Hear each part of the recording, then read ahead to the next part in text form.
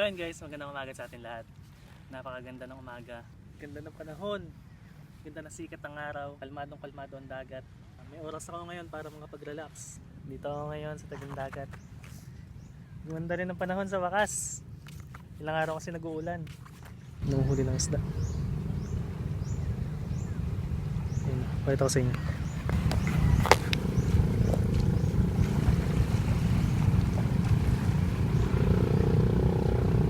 Parang meron siyang maliit na bangka na parang hinihila. Parang bangka lang oh. Ay hinihila niya.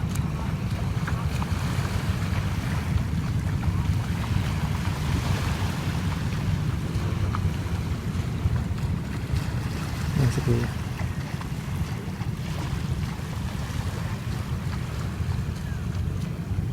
So yun, sa wakas nakapag nature trip din tayo kahit pa paano kasi ilang araw nag-uulan hindi naman tayo makalabas agad. Ilang araw na nagbabalak mag-ilog kaya lang di matuloy-tuloy kasi lakas nga ng ulan. Sigurado naman na laki ngayon ng tubig sa ilog, kaya dito muna tayo sa dagat.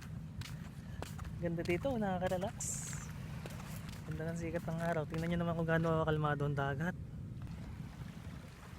Oh, diba? Kalmado. Sarap maligo. Wait lang, maliligo muna ako.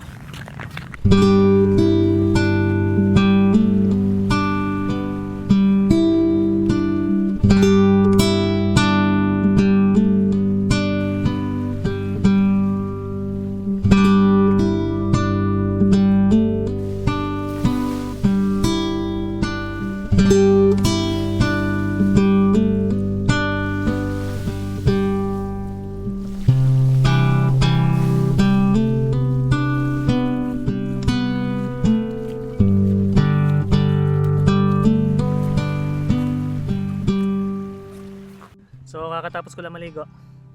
Para sa mga katulad ko na mahilig sa ganitong trip, mahilig yung punta sa dagat, sa ilog, kung sa magandang lugar, sa magagandang view. Kung meron kayong pagkakataon, huwag nating paligtasin yung mga chance para makapag-enjoy tayo sa buhay. Hanggat meron tayong kakayanan, hanggat meron tayong lakas ng pangangatawan, gawin na natin kung ano yung makakapagpasaya sa atin.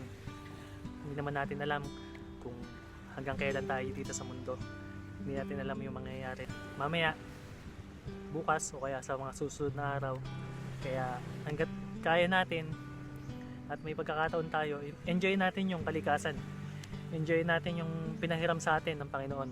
At sana ingatan natin kung ano yung pinahiram sa atin ng Panginoon, kasi hiram lang din natin yan. Kung ano yung ibinibigay natin sa kalikasan, yun din yung ibinabalik ng kalikasan sa atin.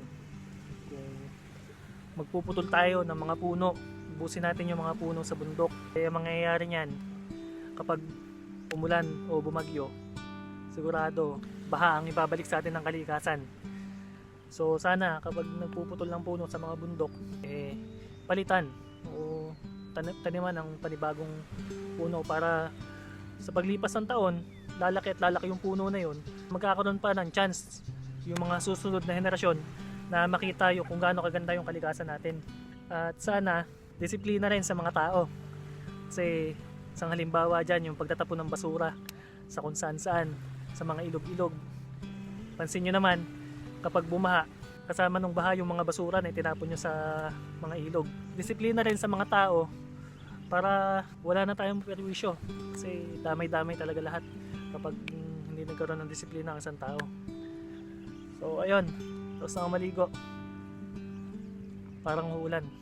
So ayun, maraming salamat sa panonood, at sana ay samahan nyo ulit ako sa susunod nating paglalakbay. Peace out.